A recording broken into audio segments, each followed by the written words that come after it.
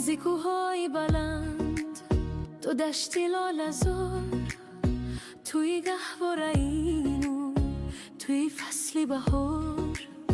زمینت پر زگنج سکاوت پشایی، در این دنیای دور تو مثلی رشایی، توی آبی زلال کی جان میبخشد،